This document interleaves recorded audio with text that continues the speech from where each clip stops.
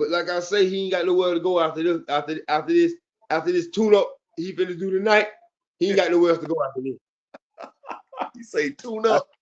Yeah, after this tune-up. Cause Shakur just fought his tune-up and then it broke his side. So Tank finna get his tune-up right now. His hand, huh? What? That man hands broke, man. That man don't want no parts of Tank, man. Tank go kill that fucking man. Boy, I am waiting to see. I ain't got no problem. I ain't got no problem with Tank winning. Well, I'm just saying he ducking.